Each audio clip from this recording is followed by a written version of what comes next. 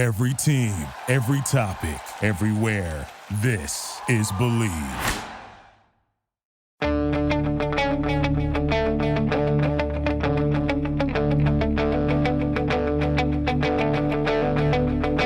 Ich warte seit Wochen auf diesen Tag und tanz vor Freude über den Asphalt. Als wär's ein Rhythmus, als gäb's ein Lied, das mich immer weiter durch die Straßen zieht. Komm dir entgegen. Hello and welcome to Gegenpressing, the Bundesliga podcast. Yeah, we're back. Audiovisual try number 2.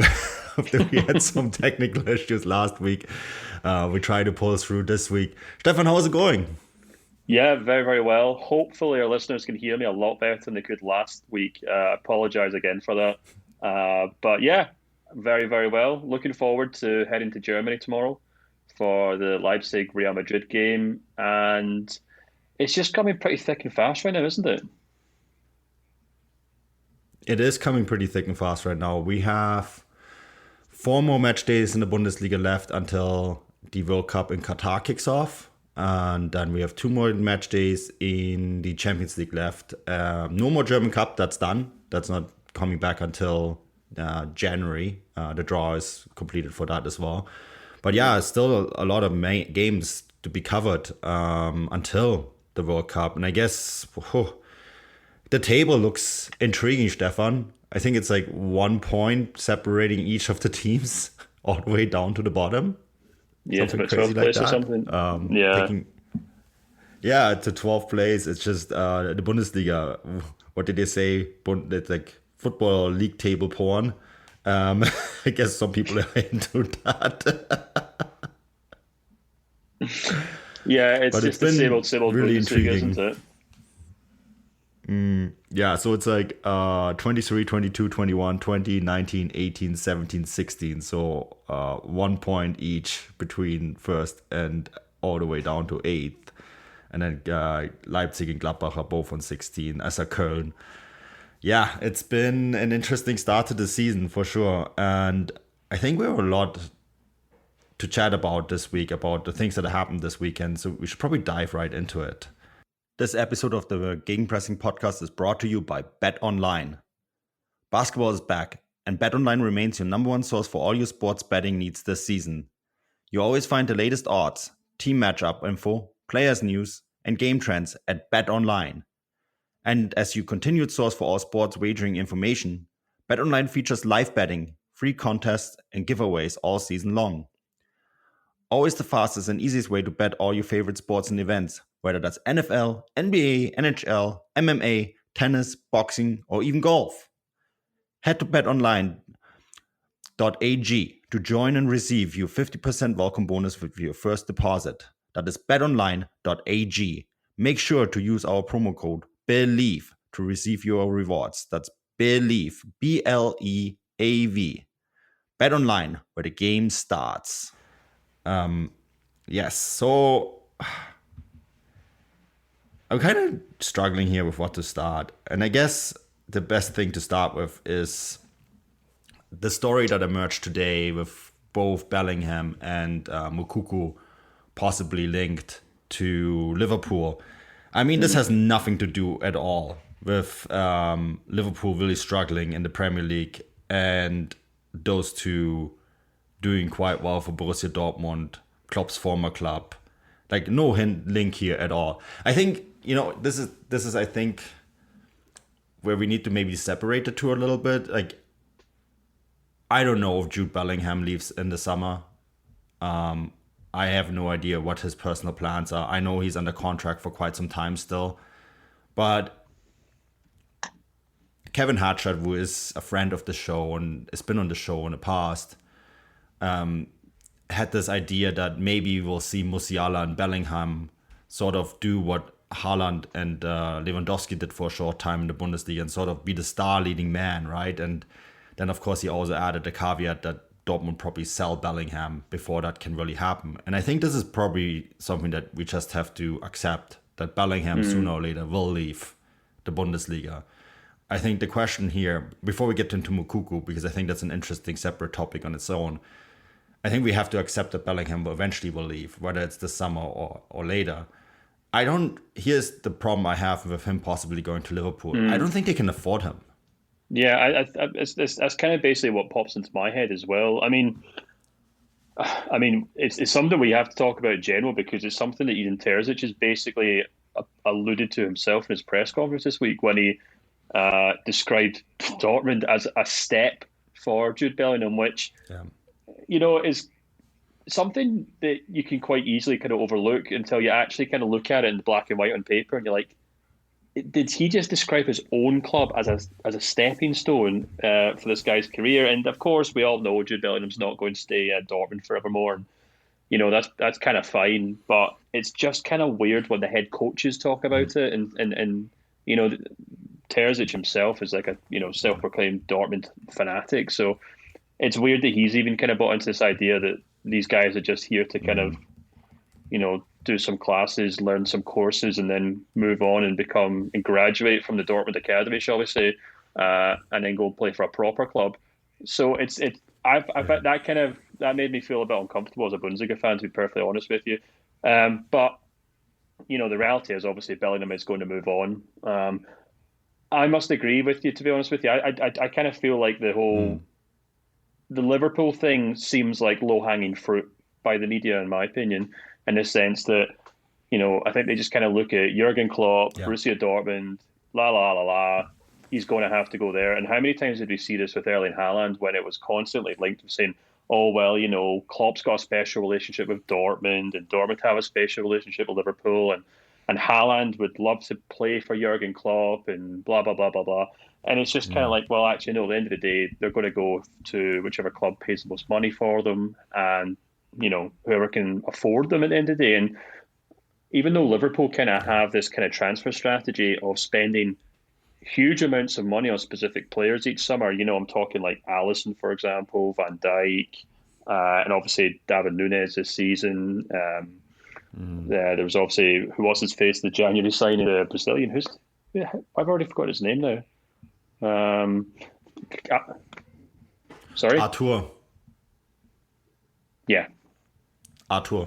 So it was Artur. It's just kind of like they do kind of have this kind of transfer policy. So perhaps they could sit down and say, right, we need to kind of break the bank to bring a new central midfielder in the summer. So let's go for that. But as things are kind of looking right now, you have to kind of wonder whether Jude Bellingham would want to move there, because it's not. I mean, obviously the Premier League's obviously always very difficult, and teams kind of fall in and out of the top four all the time. But at Liverpool, there's this kind of specific issue where, there's this kind of talk about whether this team's coming to the end of a cycle, whether the club itself is coming to the end of a cycle under Jurgen Klopp, which is obviously something that Bundesliga fans will be well aware of.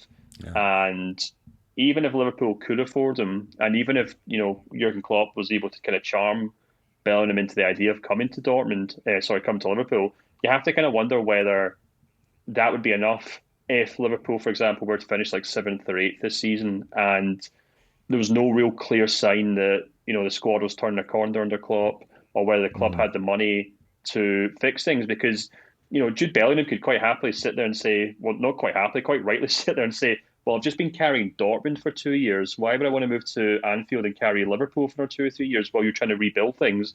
So I think I by no means would I say it's impossible, and by no means would I say it'd be a terrible move for Bellingham, because I think Liverpool, fantastic club. Jurgen Klopp's a great manager, obviously. And they basically on the verge of creating history last season, but there's a lot of things kind of pushing back on it, in my opinion, right now. Yeah, I think, and I actually looked up Bellingham's contract. It runs until 2025. No exit clause. Dortmund have no need whatsoever to sell him next summer. Right? I mean, like, really, they're not under pressure until the summer after to do it. So I think this is going to probably play out very similar to how it did with Jadon Sancho, where there's going to be probably a ton of talk about a transfer next summer. It's going to lead all the way. There's going to be deadlines set and all that nonsense. And everything to really make it impossible for Dortmund to actually set up properly for a Bundesliga season, because that's how it goes often for them. And then ultimately he's not going to move, because there's no reason for him to move in that summer, and there's no reason for Dortmund to sell, only for them to sell then the year after, so 2024, right? Which is also a European Championship year. A European Championship, by the way, that's in Germany. So I look at this and say, why would Dortmund sell next summer if they can probably still command 100 million plus the summer after, right? And I'm looking at Man City here. I'm looking at that point. Newcastle might be a top 4 team in England, right? Real Madrid is always thereabouts, and Real Madrid, and we talked about this last week, is one of only 2 clubs in European football that ran a profit through the pandemic. The other one happens to be Bayern Munich. I don't think Bayern Munich are in this conversation because it's probably too expensive for them. But you cannot count them out entirely either, right? So, but I think the big year will be 2024, just based on the contract. And contract is a good transition to the next guy, Youssoufa Moukoko, right? I don't know where that link is coming from. I don't think Youssoufa Moukoko is by any stretch of the imagination ready to go to Liverpool and solve Jurgen Klopp's problems there. If anything, I think it's probably the worst step in his career at this stage to go there. He's just becoming established at Borussia Dortmund. There's a story that was run by Bild this week, which kind of explains why people have suggested to me that watch his birthday when he turns 18 in November, right? Because there's apparently quite a lot of issues with the family trying to control the contract he's going to sign next. And once he turns 18, he has full control over the amount of money, where it goes, how he can spend it, and the structure of the contract he can ultimately sign, which the control he doesn't have right now has to go through his family, which is why there's been so much delay. And this is, I think, why, so many people in Dortmund said to me, watch out for his birthday. Something will happen on his birthday, right? That's because when he's 18, he has full control over the money that he will receive. And with the family situation being the way it is, I can see why he's saying, like, I'm not signing anything until I can actually make that decision myself. I mean, fair enough, right? But he's been in excellent form as well. And, I can see why some media will jump on this and say, oh, yeah, he would be a great solution to bring in. And, he's the 17-year-old wonderkind. While totally forgetting the fact that the 17-year-old wonderkind essentially just spent this entire last year and this year to actually get to the position where he's at, and like ripping him out of the situation that he's at with the support network that he has in Dortmund. And I seen him at the post-game media press mixed zone, right, where I don't want to call her a minder, but a press woman that works with him directly. He's protected there. And I don't know if he is ready to really trade that in for an environment that can be extremely hostile. And that is the Premier League, right? So I don't know. I can't see this one either. Yeah. It's such an odd suggestion because, I mean, people who listen to this podcast or who now watch this podcast will know that even 2 months ago, we were talking about whether he was even ready to make the step up at Dortmund, and he did kind of have a string of games where he looked like he really had to kind of work on his fitness. He had to work on his kind of physical aspects of his game. And we were really questioning whether he could kind of step into that number 9 role. I think he's kind of done really, really well to kind of work on that. He's worked really well to really kind of shoehorn himself into Terzic's side to the extent that, I mean, he's maybe had a bit of fortune in that regard. Maybe fortune is not the right word because of, the circumstances, but obviously Sebastian Haller's had to step out of the game and Anthony Modesta hasn't really worked out either. So Terzic was more or less forced to play him. And it seemed like he was reluctant to be perfectly honest with you, because he did stick with Modesta for perhaps too long. And I actually think Moukoko has probably been one of the few bright sparks in that team. There's a lot of players in that team who I think really inconsistent, really kind of fair weather players, as we maybe say, and can often let Terzic in the side down. But he, alongside maybe Jude Bellingham, have really stepped up. And it's great to see, but it's it's still far too early to really decide. Right, this guy's the next Erling Haaland, or he's the next Jadon Sancho, or Christian Pulisic, or whatever else. He's just at this moment. At this moment, he's just a gifted young player who's on a good run of form, and I think we're going to have to give it 2 or 3 years of consistent performances before we start kind of putting him in the same kind of bracket as these guys who've gone for tens and tens and tens, if not almost six figures from Dortmund in the past.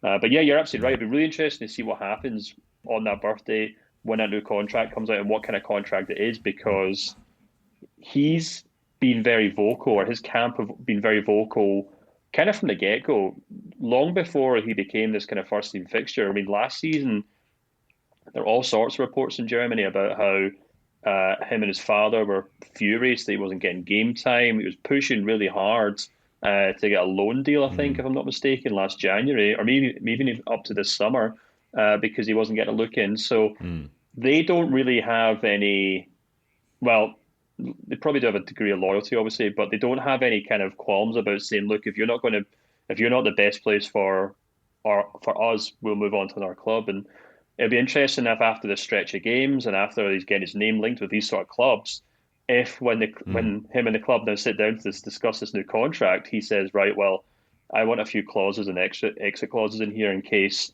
I do have a good couple of seasons and Real Madrid do come calling. Yeah, I'm hearing 3 times 3.5 million is on the table for him. It's a decent amount of money for an 18-year-old. I guess his argument is that Modeste is earning 6 million a year, which is, in retrospect, probably turning out to be one of the worst 6 million plus whatever the fee was. I think the fee was 5 to 6 million as well. So that's 12 million very poorly spent in retrospect. Maybe it still turns around. Who knows? But Moukoko is definitely an interesting one. And yeah, I think there's a few factors here. The way that he's played, the fact that he is in the World Cup conversation now, thanks to the position that he plays and his performance in recently, including the goal he scored against Stuttgart in Dortmund's 5-0 win, rebound win, typical Dortmund fashion, right? Hot and cold. So yeah, I think Moukoko to Liverpool is premature. I don't like to talk about what other people report and what they hear, and because everyone has their own sources, and so be it, right? But yeah, he could go to the World Cup, which of course would increase his market value, would increase the viewing numbers he gets, and the attention that he gets. And that is a good segue to the next guy I want to discuss, because boy, Eintracht Frankfurt were good, Stefan. I could tell you weren't watching them. They completely destroyed Gladbach in the first 45 minutes. And there was a point in that game where I thought, Gladbach have this ability this year to really get turned over quickly. I mean, yes, Farke kind of put a stop to it in the second half, but I think that a lot of that was Frankfurt like saying, oh, we have a Champions League game midweek, we better take the foot off the pedal here a little bit. Mario Götze reportedly on Hansi Flick's 55 preliminary man squad for the World Cup. That's an interesting one. I think Götze, I mean, we have 3 extra players that can make that squad, right? And Mario Götze is an interesting player, and he has been really fit. I actually think every time I watch him, he looks about 15 pounds lighter. He looks quicker. He looks younger too than when he left Dortmund for PSV. And I actually think he has probably played a huge part in Frankfurt compensating the loss of Philipp Kostic, right? He does a lot of little things right, and he plays consistently for a team that is now in the Bundesliga top 4. So I think he's making a very good argument for himself to be included in the World Cup squad. But I think you have some doubts on whether it actually makes sense. Yeah, I mean, I feel like with Götze, it's such a tricky one because he comes with so much baggage in the sense that, not necessarily negative baggage. I think the problem is that people just associate him with that success at Dortmund, and of course that success with the German national team and during the World Cup. And he's just one of those players that for years and years and years, whenever he has moved to another club, people are almost kind of like enticed into being like, oh, well, what if he was to become that player again? What if he was to kind of reclaim that form? What if he was to become, once again, like what was like one of the most attacking, one of the most exciting kind of number 10s in the Bundesliga? And I think the problem with that is that, well, he hasn't really done that, to be perfectly honest with you. I know he had a very good spell in PSV in Holland, and I can understand why Frankfurt signed him. We said at the time, yeah, it's a smart signing because they're losing Kostic. Kamada could be out the door as well. He could fill into that kind of role as well. Yeah. He's done okay this season, but I don't feel like he's actually kind of blown the barn doors off. I think he's got like, 2 goals or 2 assists so far in 10 league games. And although that doesn't really tell the whole story, and as you just alluded to, I've actually kind of done my best to avoid Frankfurt this season because I don't want to curse them. But it just kind of feels like it feels like he gets a degree of media attention that maybe isn't as warranted. And this kind of World Cup squad thing is a perfect example of this. I saw Lothar Matthäus in one of his columns saying that, oh, he has to go. He's such a great player. And I was like, well, at this stage in his career, is he actually any better than like a Max Arnold, who I actually think would probably be a more useful player for Germany at the World Cup, because he can play a holding role or he can play further forward. And whatever you want to say about how poor Wolfsburg have been recently, I think throughout the years, through their high points and their low points, he's been like a consistent performer for them. So, the transfer market currently have this kind of World Cup squad builder tool, and when I was building my Germany team, I did kind of gravitate away from him towards someone like Max Arnold. So I don't know. I mean, I could be proved wrong. And as you said, by the time the World Cup rocks around, he could be a regular starter on the Frankfurt team that are pushing on the top 4, at which point maybe he does deserve to go. But I haven't really seen a huge amount this season suggest that he can really offer a lot to this Germany team, more so than someone like Arnold. Yeah, it's a very good question. And I mean, we are building our World Cup squads at some using the Transfermarkt tool. It's a cool tool, by the way. I really enjoyed putting together my first squad, and I didn't have him included. I included someone like Hani Mukhtar, who's been really good in MLS, but more for fun than anything else. I'm gonna put a more serious squad and more thought into it when we do it on the show, right? But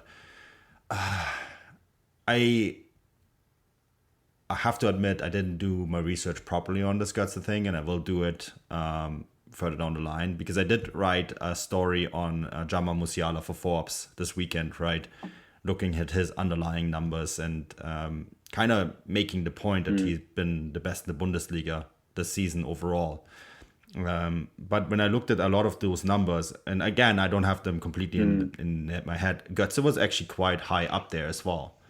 In a lot of the underlying numbers from that I've seen on VScout, right? Okay. And it's more things like in the transitional play and the build-up that he does quite well. And I think what Flick is looking here for, without knowing what Flick is actually looking for, but I think this is trying to read his mind here, as well as I can read minds. I think what he's looking for is a player who can move the ball through midfield quickly and sort of create these transitional moments that the German national team has really lacked in the last few games, right?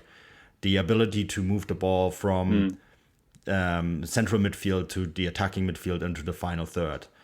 And I think Götze does this very well. And he does this very well for Frankfurt. And it's the sort of numbers that don't show up well in terms of goals and assists, right? But it is offering something maybe that the squad is lacking a little bit. I mean, we always hope that Kai Havertz would maybe become this player, but he hasn't really for Chelsea, right? And I can't really see anyone else in the squad that could potentially do that. I mean, the last player who did this really well for Germany was Mesut Özil, right? Who was so important for them during the World Cup in 2014. And then obviously now is retired or semi-retired. He's doing something in Turkey. But you know what I mean? And I think that's maybe what Flick is going for. Yeah, I mean, it makes perfect sense. I'm just not entirely sure it'll ever come to be necessary because, as you said, there's guys like Kai Havertz, there's Serge Gnabry, there's Jamal Musiala, Thomas Muller. I don't think Florian Wirtz is going to get into that team. I don't think he's going to be fit enough for the World Cup, so that's fine. But Yeah. even then, you're still talking about 3 or 4 players in front of him. And unless something was to go drastically wrong, maybe he's a smart player to bring on as a substitute. I don't know. But it's an interesting one to keep an eye on, that's for sure. And I guess it just goes to show that he's having a good start at Frankfurt. And performing well at that club does get you a lot of attention. So it's certainly worth keeping an eye on, I think. Yeah, I think that Frankfurt overall has been interesting. As I said, they're sitting now fourth in the table, have kind of been sneakily heading their way into that top four, just ahead of Borussia Dortmund. Union Berlin remain in first after losing to Bochum, after beating Dortmund the previous week. What is it with the Bundesliga and these teams slipping up when they really shouldn't? Is this... I guess this is a good transition then to Union Berlin. Is this a warning sign that maybe the party's over? Or is it too early? What do you think? I don't think I'd say it's the party over. I think if I'm right in saying, I'm just actually looking this up right now. If I'm not mistaken, Union Berlin's kind of away form has been pretty ropey for much of the season, to be honest with you. They lost to Frankfurt a few weeks ago as well. And from what I took from that game, it felt like Bochum kind of out-Unioned Union to a large extent. They scored from a set piece and they scored a really good counter-attack in the second half. And it's easy to forget that this Bochum side were once upon a time kind of giant killers. Last season, they picked up a lot of big scalps. And I know Thomas Reis has moved on and looks like he'll probably be the Schalke head coach by the time people listen to this. So that'll be interesting to keep an eye on. But it feels like Bochum have kind of got back on their feet in the last couple of weeks. They've been kind of picking up decent results. And I think this is kind of always going to happen against Union Berlin to the extent teams that do sit in and sit deep will probably prove to be far more difficult for them than teams that don't, teams that maybe underperform or underestimate them. And Bochum are just quite happy to sit in their box for much of the game, be like, right, we'll come have a go. And I think that's just something that's going to happen for Union over the course of the season. Not to mention the fact that when they leave that amazing stadium in Copenhagen, then that takes away such a big factor for them because that stadium is just so intimidating, which, as we saw the week before when Gregor Koppel just kind of froze and let a goal go in. So I'm not really willing to kind of burst all the balloons just yet. Yeah, I tend to agree. I have to remember Bochum to beat Frankfurt 2 weeks ago, quite decisively as well in that stadium. And Frankfurt play a similar style in many ways than Union do, don't they? Really, that quick transition game, sitting a little bit deeper, and it seems like when those teams face a team that does the same thing, then it's a little bit more chaotic. And home advantage is huge.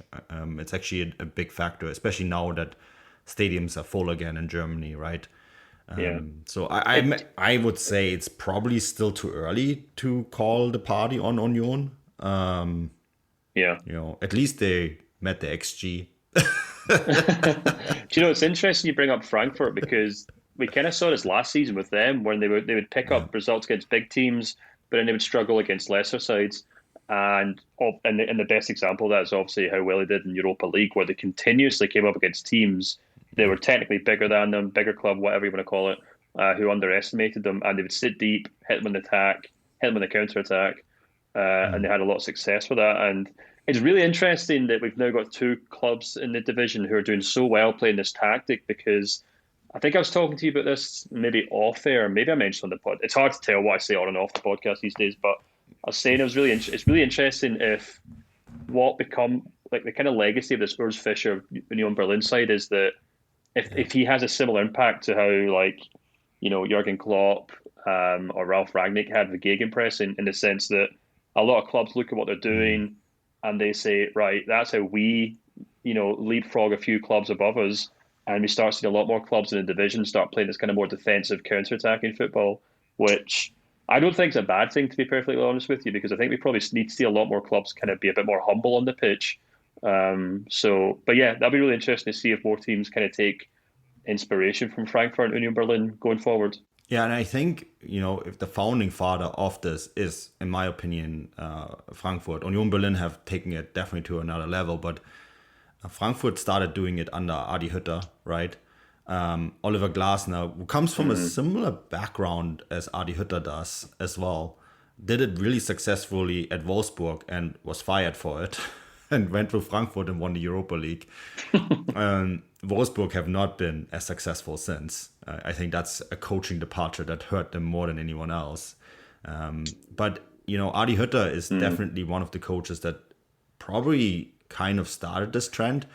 But the guy who was probably first successful with this and sort of, built the foundation in Frankfurt, and a lot of people keep forgetting this. I mean, there's the sporting director, Freddy Bobic, who's now at Hertha and is slowly but surely turning that ship around, it seems.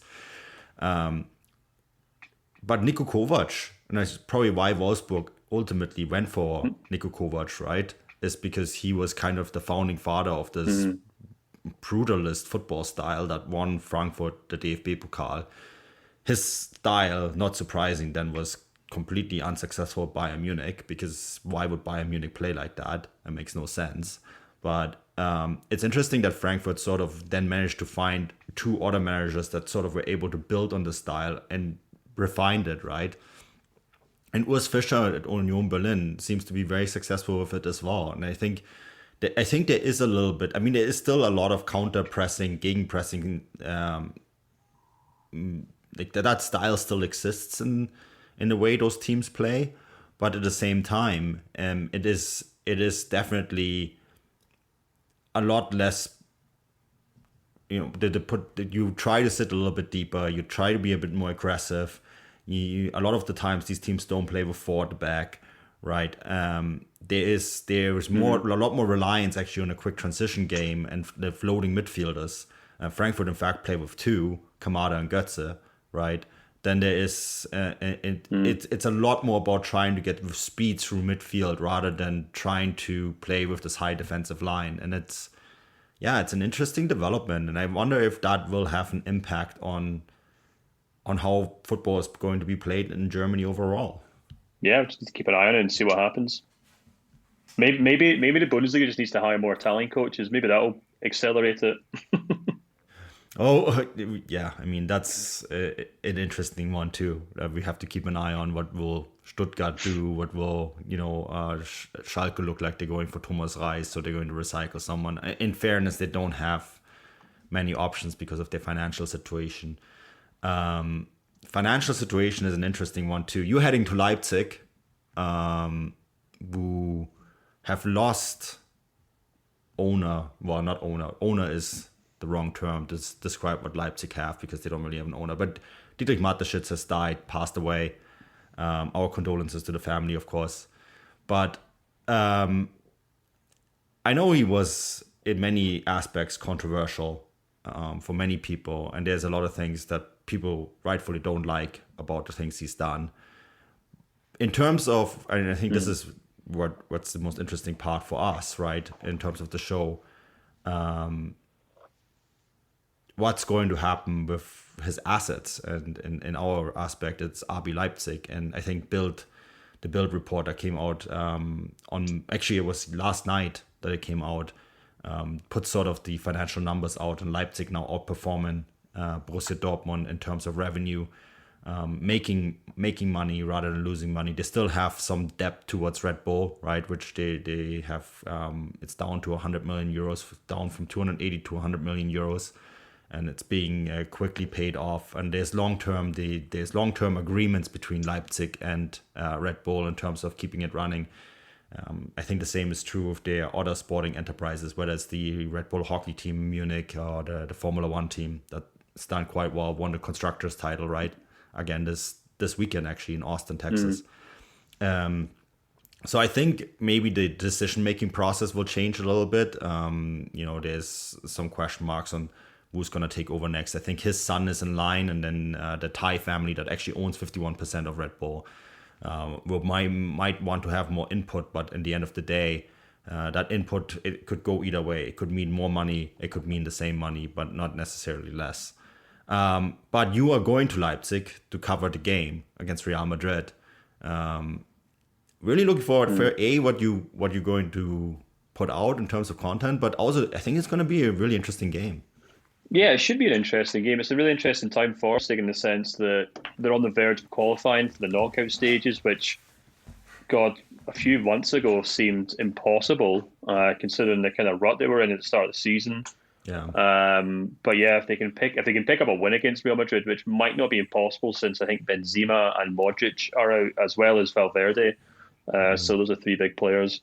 But so like on the pitch, there's some obvious reasons why they have to perform, but off the pitch as well, like it's just a really interesting period for Leipzig, as you said. That even though it's weird, you almost want to kind of call him a founder of the club, obviously because it's his company that founded them, or well, found is the wrong word. Stole, bought, then changed, blah blah blah blah blah. But creator, I don't know. Yeah, it's really interesting time because, I mean, the thing I'll be keeping an eye on is obviously how Nkunku and Guardiola do against like some really top opposition. Bearing in mind that they'll have a lot of scouts and a lot of people keeping an eye on them. That's something I'm hoping to write about. I'll be writing a piece for the Gegenpressing Substack, which we now do. We now like to kind of do at the game match reports after the game. So hopefully put something out tomorrow night on that for subscribers to have a listen to, or have a read of rather. And yeah, it should just be a really interesting game to take in, because I feel like even though the result of the weekend wasn't ideal, I do kind of feel like this team are kind of getting on track with Marco Rosa's tactics. There's still so much football left to play. We talked about this at the top of the show about how there's only 1 point separating 12 teams or something at the minute, and I really wouldn't be surprised if by the time we get to the World Cup, Leipzig are top 4 or thereabouts, and things have kind of stabilized. Now, the thing that might destabilize all those things is what happens to Nkunku and Guardiola, because there's obviously reports that Nkunku could move as early as January.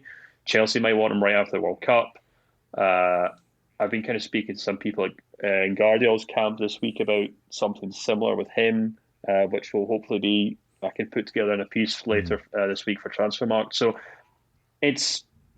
I feel like Leipzig are kind of trying to avoid getting themselves into a kind of similar Dortmund situation, where every time they kind of have the faintest whiff of success or approaching the top of the table, a big club comes along. Now, obviously, Bayern near enough decapitated them last season when they took a few of their best players and their head coach. And, I feel like if that was any other club, there would have been a bigger outcry about that, as there has been in the past about Dortmund, or maybe going as far back as that Bayer Leverkusen side that Bayern pulled apart.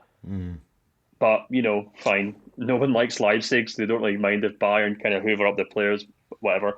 But, I feel like they're going to hopefully try and avoid that. I think they want to try and avoid that, obviously. So, yeah, it's just an interesting game to go to. It's always nice to take in a Real Madrid match as well. And see what the European champions are up to. So yeah, looking forward to it.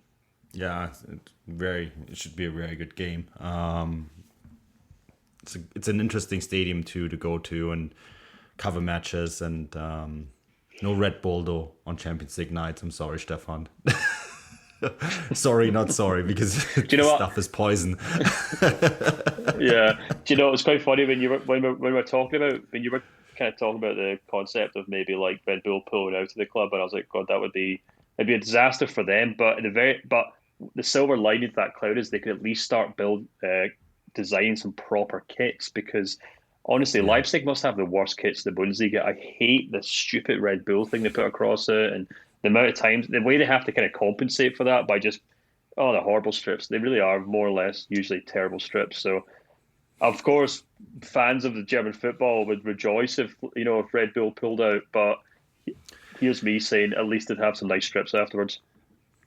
Yeah, I was contemplating this quite a bit, and then when I saw the financial numbers, I think they make almost as much money with their sporting enterprises than they make with the actual selling the cans of Red Bull. So yeah. There might be some changes in how the teams run, but I don't think they're going to pull out. If anything, it might become more aggressive. Sometimes when the younger generation comes in, it becomes more aggressive, whether it's the missing billionaire son of the Thai family or Dietrich Mateschitz son, Markus. One of them takes over. There's a story that came out in Austrian. I don't know how true this is, so I'm going to put a huge quotation thing around it. There's a story that came out in Austria today that the son of the Thai billionaire family that owns the 51% stake is currently in hiding after he drove over a policeman in Thailand with his Ferrari. It's sad and funny at the same time. So he's in hiding abroad somewhere. And of course, the headline was Thai billionaire son missing after driving over. In German, the slang word for policeman is bull, ein Bulle, right? So there was a nice little wordplay on that. Obviously, horrible if true as well. But we'll see. I don't think Red Bull has any motivation of pulling out. And I also think that the other thing that we have to keep in mind, Mateschitz has been sick for a long time. We just didn't know this, but apparently he's been sick for a long time. And someone like him will have a succession plan in place. Mind you, you and I both watch Succession. We know how messy that can be. So, yeah. I'd love to watch a HBO drama about Red Bull. The only other thing I'd maybe add to this before we wrap up is just that the interesting thing is that Mateschitz was he was really passionate about the sporting aspect of all. He's the guy who said, let's go buy these sports franchises. Let's stick our branding all over them. But then he also said, well, hold on a minute, we can actually make these things better. And what he did in F1, for example, really interesting, the way that they kind of revolutionized a lot of things to do with the sport. And I think he was obviously the kind of burning incentive behind Red Bull in general, sticking by sports franchises and developing this kind of Goliath that we have today. So maybe concern if you're a Leipzig fan, saying, well, if does his successor have that same passion, or are they just going to be looking at the numbers on a spreadsheet and saying, right, you have our support until this point or something? But yeah, we'll just have to wait and see. It'll be really interesting to see what happens. Yeah, definitely fascinating times in Leipzig. That's it from this week's episode. Hopefully the audio video all works out. It's been great fun. As also want to point out that please subscribe. There's going to be a lot of good content coming. Stefan will be doing stuff on Leipzig. I'm doing a piece on Choupo-Moting this week, simply because he's been outstanding. We didn't talk about him much today because yeah, what are you doing, Stefan? Yeah, and in contrast, I'm doing something with a striker who's not doing very well in Patrick Schick. So hopefully by the time this is out, people will see my newsletter. I'll be kind of explaining what's gone wrong for him this season. Yeah, an interesting story as well. It's kind of like the reverse, the striker out of nowhere that's doing really well, and the striker out of nowhere that did well last year and not so well this year.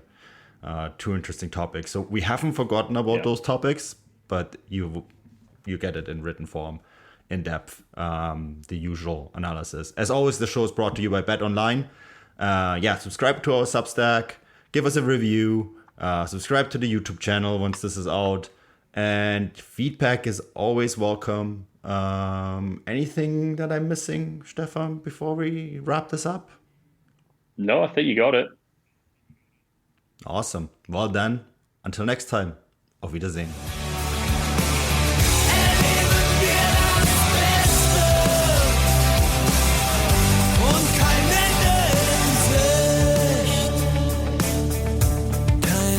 In Sicht.